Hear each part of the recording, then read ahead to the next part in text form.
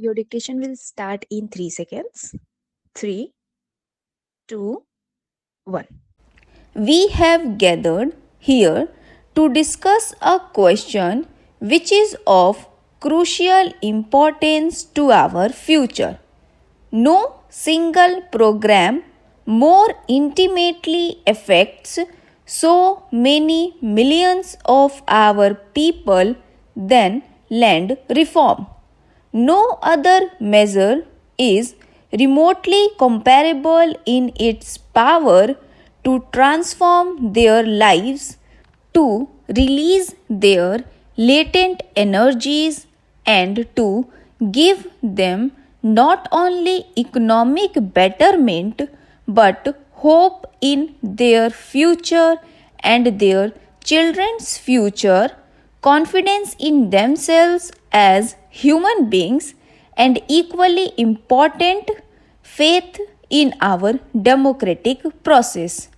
The sincerity and speed with which we implement land reforms will, of course, materially influence the overall rate of our economic growth. However, I feel that much more than this is at stake.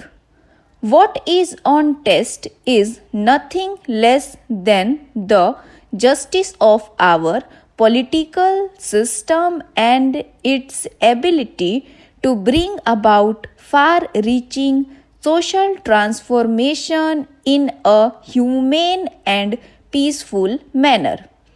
Recent technological developments and the spread of the high yielding varieties program have increased inequalities of income in the countryside and has produced even greater disparity between landowners and tenants.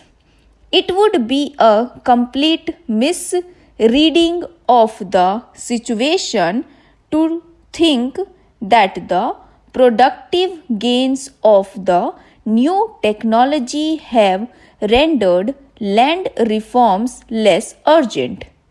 In my letter to the chief ministers, to which honorable member referred, I mentioned how small cultivators have been left behind.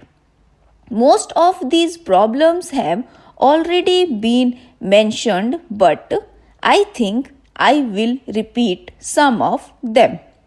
The position of the unproductive tenants and sharecroppers has been aggravated by the rise in rents and the large scale resumption of land by owners, lured by the high profits of the new agriculture. In the long run, the very foundations of agricultural development will be undermined if millions of tenants and sharecroppers are denied security of tenure in the land they cultivate. In spite of legal protection, it is well known that cultivators belong to the scheduled castes and scheduled tribes have been disposed of their land by money lenders and others. Tenants have been downgraded to the status of sharecroppers and sharecroppers reduced to the position of landless laborers.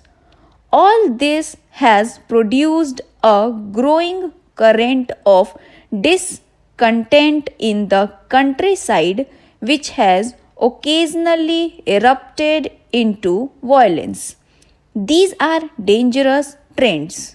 Certain constitutional amendments, which the Honorable Member has mentioned, were carried through to reduce litigation, but problems are still there.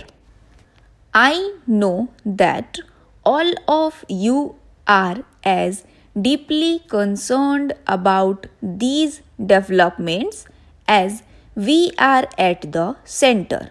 But the conclusion which we must draw from them is that land reforms have become more urgent than even before, and that an active progressive land policy must be a vital part of our socio-economic development policy. I do not wish to belittle the importance of what has been achieved so far, such as the abolition of the intermediaries. However, we must honestly face the fact that the pace of agrarian reforms has been disappointingly slow and has not fulfilled the expectations of our people. Many of our laws are themselves defective. For example, the ceiling on land in states are hedged in with so many relaxations and qualifications that they have invited evasions. Others have so many lacunae that they have resulted in prolonged litigations. The machinery for their enforcement has been far from adequate. The illiteracy and ignorance of most tenants and the dual role of many owners of being both landlords and money lenders has made it difficult for tenants to insist on their rights. In the assessment of impartial observes, the enforcement machinery itself has tended to be biased in favor of landlords.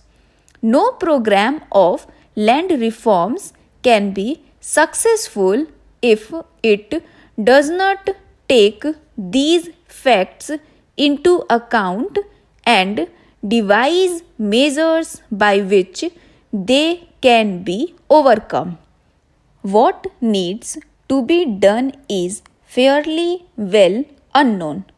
The crucial question is how to do it. All of you have given and are giving thought to this matter. The Honorable Member has enumerated the points briefly. They are that land records in each state should be complete and up to date in every respect with the proper records of the rights of tenants. This, I feel, should be given the first priority because in its absence, no further reform is possible, and even the credit needs of cultivating tenants cannot be met. Then there is the question of security of tenure, which is linked with the regulation of rents. Land ceilings, which have been already enacted, should be enforced more honestly. Restrictions should be placed on the alienation of land belonging to the members of the scheduled castes and the scheduled tribes. Holding should be consolidated within a specified period of time. But the real problem is not the definition of objectives but their achievement.